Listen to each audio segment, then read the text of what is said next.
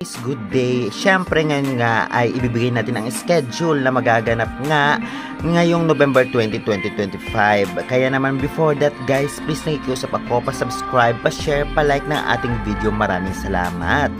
At siyempre huwag na po nating patagalin pa. Ano-ano nga ba ang team na maghaharap sa last game ng prelim number 2 dahil after nito ay talagang magaganap na ang quarterfinals.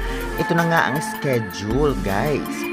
Una magtatapatan nga sa November 20, 2025 na magaganap sa Mall of Asia Arena ay ang Galleries Tower High Risers vs Capital One Solar Spikers 1:30 PM at susundan 4 PM naman ng Cherry Tigo Crossovers vs Farmfresh Foxes at last game 6:30 PM ay ang Petrogas Angels vs PLDT High Speed Hitters.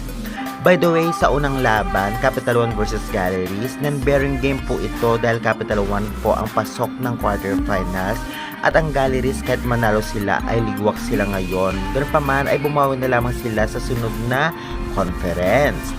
Samantalang sa Cherry Tigo at Farm Fresh, sa kasamaang palad, non-bearing din ang game na ito dahil nga pasok ang Farm Fresh sa quarterfinals samantalang ang Cherry Tigo Crossovers ay hindi na.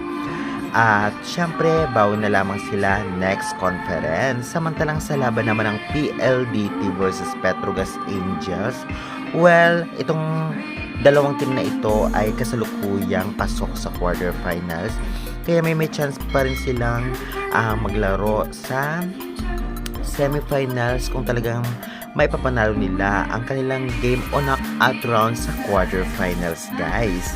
Ayan na nga guys, naibigay na po natin ang schedule. Bali po guys, ang venue nila ay sa Mall of Asia Arena sa November 20. Tiyak marami ang manonood nito. At syempre, mapapanood po ninyo ito sa mga sumusunod. Meron pong free sa PBL.ph Live. Meron pong may bayad. Dalawang application ang alam ko, Signal application at Pilipinas Live application. Pero may free po sila. Bali isang game, check nyo na lamang po. At meron din po sa cable. Minsan nag-live, minsan hindi. Kung may cable kayo, check nyo na lamang sa channel na One Sports. Pwede naman sa channel na One Sports Plus. Ayun guys, diba? Naibigay na po natin ang schedule.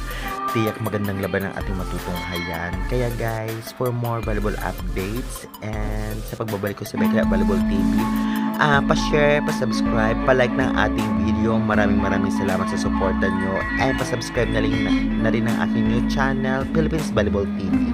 Thank you, babu!